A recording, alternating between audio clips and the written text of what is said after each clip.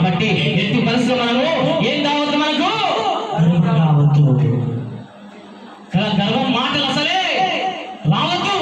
దేవుడు దీవించి చూస్తాడు, దీవించకుండా చూస్తాడు. దేవుడు ఒకరికి కార్యం చేసి చూస్తాడు, కార్యం చేయకుండా కూడా చూస్తాడు. చూద్దాం, ఈ బిడ్డకు మీరు కార్యం చేస్తే, ఆశీర్వదిస్తే నాకు లోపడతారా, లోకానికి లోపడతారా? ఈ బిడ్డ నేను అంచలంచగా ఆశీర్వదిస్తే నన్ను ప్రేమిస్తారా, లోకాన్ని ప్రేమిస్తారా అని చెప్పేసి దేవుడు పరిశీలన చేస్తూ ఉంటాడండి. ఈ రోజు ఒకవేళ దేవుడు ఎంతమంది పరిశీలన చేస్తే నువ్వు గెలిచినావో ఓడిపోయినావో నీకు తెలుసు. ఒక దగ్గర ఒక సిస్టర్ వచ్చి ప్రార్థన చేసుకుంటుంది, పాస్టర్ దగ్గరకు వచ్చి, పాస్టర్ గారి దగ్గరకు వచ్చి ప్రార్థన చేసుకుంటుంది. అన్నా పాస్టర్ గారు ప్రార్థన చేయండి. చెప్పమ్మా, ఏం ప్రార్థన చేయాలి?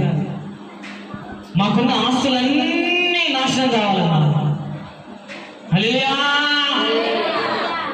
మాకున్న వ్యాపారాలన్నీ నష్టం రావాలన్నా, మాకున్న ధనమంతా లాస్ కావాలన్నా, మాకున్న బ్యాంక్ బ్యాలెన్స్ మొత్తం సహా అయిపోవాలన్నా. ఏందమ్మా పిచ్చి పట్టిందా, ఎర్రి పట్టిందా? నీకు మంచిదానిగా, లేకపోతే నువ్వు మంచిగా ఉన్నావు? ఎవరన్నా ప్రార్థన చేస్తారా? ఈ బిడ్డను దీవించు ప్రభు అని చెప్పేసి ప్రార్థన చేస్తారు. ఈ బిడ్డను ఆశీర్వదించు ప్రభు అని చెప్పి ప్రార్థన చేస్తారు. నువ్వేందమ్మా, మా వ్యాపారాలు నష్టం కావాలి, మాకున్న ఆస్తులన్నీ పోవాలి, మాకున్న బిల్డింగ్లన్నీ పోవాలని చెప్పేసి ప్రార్థన చేసుకోమంటున్నావు అంటే, అవునన్నా ఏం చేయాలి? నిజంగా నన్ను అట్లే ప్రార్థన చేయి. ఏమైందమ్మా అని చెప్పేసి అడిగితే చెప్తా ఉందా కదా అన్నా, మేము పల్లెటూరు ప్రాంతం నుంచి హైదరాబాద్ పొట్టశంలో పట్టుకొని వచ్చినప్పుడు మీ మందిరం కనిపించింది. మీ మందిరంలోకి వచ్చిన తర్వాత దేవుడే యేసయ్య నిజ దేవుడు అని చెప్పేసి నేను నా భర్త నమ్మి బాప్తిసం తీసుకొని కొన్ని సంవత్సరాల కాలం మంచి మందిరానికి వస్తున్నామన్నా, మంచి మందిరానికి వస్తున్నాము. వస్తూ మేము ఒక ప్రార్థన చేసుకున్నాం, ప్రభా మా భర్త చేయబోతున్న వ్యాపారాన్ని దీవించు ప్రభా అని చెప్పేసి ప్రార్థన చేసుకున్నామన్నా కదా. మీరు చేసిన ప్రార్థన, సంఘస్థులు చేసిన ప్రార్థన దేవుడు విన్నాడు. మా భర్త వ్యాపారాన్ని పదులుగా, వందలుగా, వేలుగా, లక్షలుగా ఆశీర్వదించిందన్నా. హల్లెలూయా. ఎట్లా ఆశీర్వదించినట్ట దేవుడు? 10 వంతుగా, 100 వంతుగా, 1000 వంతుగా, లక్షలాగా తీసుకువెళ్ళిన నా వ్యాపారాన్ని దేవుని దాకా. పదులుగా ఉన్నప్పుడు నా భర్త మందిరానికి చక్కగా వచ్చిందన్నా, 100గా ఉన్నప్పుడు కూడా నా భర్త చర్చికి మంచిగా వచ్చాడు, నాతో పాటు వచ్చాడు, ప్రార్థన కూర్చున్నాడు, ఉపవాసం ఉన్నాడు, ఇంట్లో మీటింగ్ పెట్టించుకుంటూ అన్ని విధాలుగా మంచిగా ఉన్నాడన్నా. ఎప్పుడైతే 1000 దాటి లక్షలకు పోయిందో బిజినెస్, ఎప్పుడైతే 1000 దాటి లక్షలకు పోయిందో బిజినెస్, ఇంటికి 10 గంటల కల్లా వచ్చినాడు. ఈ రోజు 1 గంట రావడం లేదన్నా.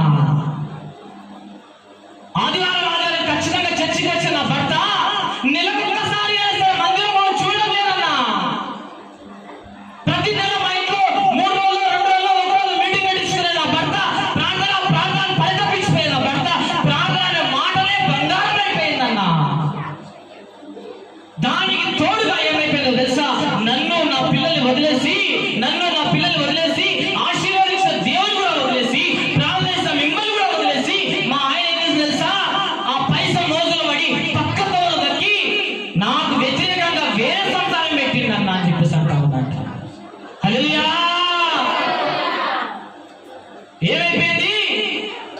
దేవునికి దూరం చేసింది ఏంది? ఒక డబ్బు దేవునికి దూరం చేసింది, ఒక ఆస్తి దేవునికి దూరం చేసింది, ఒక ధనము దేవునికి దూరం చేసింది, దేవుని సంఘానికి దూరం చేసింది, దేవుని సేవలకు దూరం చేసింది, ఇంట్లో ప్రాణం దూరం చేసింది. కాబట్టి ఆ బిడ్డ ఒకటే అడుగుతుంది, ఇవన్నీ పోతే కానీ, మొదటిసారికి మేము వస్తే కానీ మరలా నా దేవుడు, మా యొక్క భాష దేవుని కాళ్ళ దగ్గర వాడాడు. అంతేనా? ఆశీర్వదించినప్పుడు సైకిల్లోనికి బైక్ వచ్చింది, బైక్లోనికి కారు వచ్చింది. సైకిల్ మీద ఉన్నప్పుడు మనం స్ట్రేట్ కరెక్ట్గా ఉన్నాడు, సైకిల్ మీద ఉన్నప్పుడు మంచిగా బరాబర్ మంచిగా ఉన్నాడు. ఎట్లా చెప్తే అట్లా వేసిండు, ఎట్లా చెప్తే అట్లా వేసిండు. ఎప్పుడు బైక్ వచ్చి ఎప్పుడు కారు వచ్చిందో మాట వింటలేడు, మాట వింటలేడు. అయిపోయింది ఇక, వారి ఎక్కడే వారికి ఏమైనా చర్చి బస్సులో అంటే ఇక అయిపోయింది, ఇక కాలు అయిపోయింది, అయిపోయింది చర్చికే వస్తాడు ఇంకా. హల్లెలూయా. ఒక కథ గుర్తుకొస్తుంది నాకు, చెప్పాలా? ఒక కథ. తెనాలి రామకృష్ణుడు ఒక ఆయన ఉండే, తెలుసా? తెనాలి రామకృష్ణుడు అని చెప్పేసి కదా. ఆయన రాజు దగ్గర మంత్రి, మహారాజు దగ్గర మంత్రి. మహారాజు ఏం చేసినట్టు ఒక మాట చెప్పాడు. మహారాజు ఒక ఆలోచన, డౌట్ వచ్చింది. ఏం డౌట్ అంటే, ఈ కుక్క తోక వంకర ఎందుకు ఉంటుంది? హల్లెలూయా. ఈ కుక్క తోక వంకర ఎందుకు ఉంటుంది మంత్రి? దీని చక్కగా ఏమా మనిషి తలుచుకుంటే ఏదైనా సరే చేయగలుగుతాడు కదా. మరి కుక్క తోకలో చక్కగా కావాలా? మీరేం చేస్తారో ఎట్లా చేస్తారో నాకు తెలియదు. మనిషికి ఒక కుక్క తెచ్చుకోండి, మనిషికి ఒక కుక్క పిల్లలు తెచ్చుకోండి. మనిషికి ఒక పిల్లలు తెచ్చి దానికి ఏం పెట్టాలి? తోక ఊరు గొట్టం పెట్టండి, గొట్టం పెట్టేసండి. నెల రోజులు టైం ఇస్తున్నా. నెల రోజుల తర్వాత ఆ ఊరు గొట్టం తీయద్దు, నువ్వు నా ముందర వచ్చి ఊరు గొట్టం తీయాలి. స్ట్రేట్ కావాలి తోక బిడ్డ. స్ట్రేట్ కాలేదనుకో ఇక మీకు ఉంటది అనగానే ఇక్కడ తోక స్ట్రేట్ అవుతుందా? కానీ మహారాజు ఒక ఆలోచన, ఎన్నెన్నో చేస్తున్నాం ఎందుకు కాదని చెప్పేసి ఒక ఆలోచన కదా. నిజంగా అని చెప్పేసి అందరూ మందులందరూ నెత్తుకో కుక్క. మన కుక్కకు మంచిగా అన్నము, పాలు, గుడ్లు, గిడ్లు పెట్టడానికి మంచి డబ్బులు తీసుకున్నాడు. అందరితో పాటు తెనాలి రామకృష్ణుడు ఒక హుషారు మంత్రి ఏం చేసాడు తెలుసా? ఆ కుక్కను తీసుకుపోయి దానికి పొద్దుగాల కొంచెం గంజి మెతుకులు పెడతాడంట, మళ్ళీ రాత్రికి వండుకుంటప్పుడు గంజి మెతుకులు పెడతాడంట. నెల గడిచింది. నెల రోజుల దాకా తెనాలి రామకృష్ణుడు అదే పని చేసిన కుక్క. పొద్దుగాల కొంచెం గంజి మెతుకులు, కొంచెం పాలు, మళ్ళీ మధ్య లేదుగా, మధ్యలో అన్నమే లేదు, చికెన్ లేదు, మటన్ లేదు, ఏమీ లేదు. ఎప్పుడు పెట్టాలో మన రాత్రి అనుకుంటాడు కొంచెమే.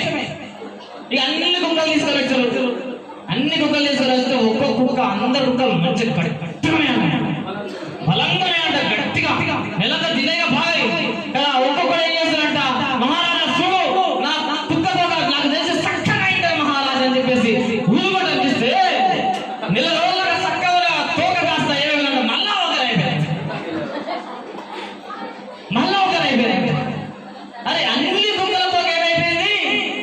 వంకరైపోయినట్ట. తెనాలి రామకృష్ణ కుక్కను తీసుకొచ్చు. ఆ తెనాలి రామకృష్ణ కుక్క ఏంటో తెలుసా కదా? ఇక 5 నిమిషాలు చచ్చిపోదు, గంట సేపు చచ్చిపోతాడు అంటున్నాడు. అది ఏది మంత్రి? నీ కుక్కేది పక్క సిగ్గిపోయింది, బొక్కలు కనిపిస్తున్నాయి, బాడీ శరీరం బొక్కలు మొత్తం కనిపిస్తున్నాయి, నీకు పైసలు ఇచ్చిన కదా, ఏది ఇట్లా చేసినది కుక్క అని చెప్పేసి అడుగుతా ఉంటే మెల్లగా తెనాలి రామకృష్ణ ఏం తెలుసా? ఆ కుక్కతో పెట్టిన ఊరు కొట్ట మెల్లగా తీసినట్ట. మెల్లగా చూస్తే మిగతా కుక్కల తోకలేమో బొంకరైపోయినట్ట. ఈ తెనాలి రామకృష్ణ కుక్క తోక ఏమైనా దానికి ఏ పని కూడా చాలా అయితే తోకని కదా. చూసిన మహారాజా నువ్వు అన్నట్టుగా కదా, ఈ కుక్క తోకని చక్కగా చేసిన మహారాజా అన్నమాట. కుక్క తోకని చక్కగా చేసిన మంచలేదు కానీ నీ కుక్కేందయ్యా రేపో మామ చచ్చిపోయేటట్టుంది. ఇట్లా చేసేది మహారాజా అంటే, మహారాజా దీంట్లో కూడా ఒక మర్మం దాగి ఉన్నది. దీంట్లో కూడా ఒక మర్మము దాగి ఉన్నది.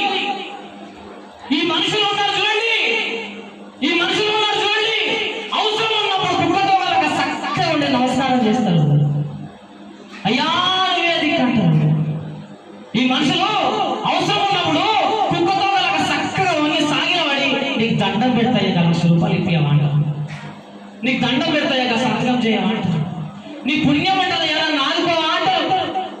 నీ పిల్లలు చల్లగా ఉండదయ్యా, జర్ర నా ఇంటికాడికి వచ్చి పని చేసి పెట్టాలని చెప్పేసి ఈ కుక్కతో వాళ్ళకి చక్కగా అవసరం ఉన్నప్పుడు చక్కగా ఉంటారు. ఎప్పుడైతే అవసరం తీరిపోయిందో, ఎప్పుడైతే అవసరం తీరిపోయిందో కదా, ఇదే కుక్క తాకలాగా వంకరగా అయిపోతారు మహారాజా. అందుకే దీనికి పెట్టి పెట్టనట్టున్నా అని చెప్పేసి ఒక మర్మం చెప్పేసినట్టు తెనాలి రామకృష్ణ. హల్లెలూయా. ఈ రోజు క్రైస్తవులు అదే విధంగా ఉన్నారు బిడ్డ.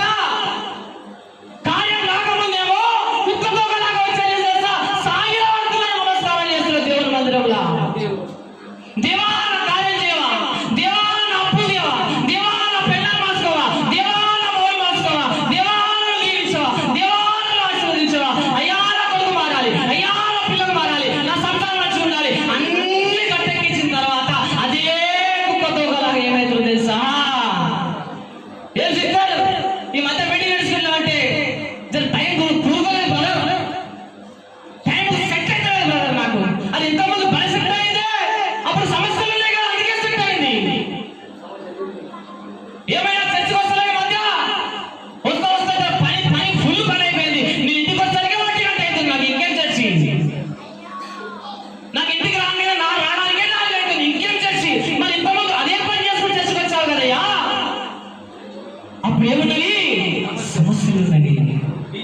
చూడండి బిడ్డ, దేవుడు అదే మాట్లాడుతా ఉన్నాడు. నువ్వు దేని బట్టి చేస్తున్నావు రోజు?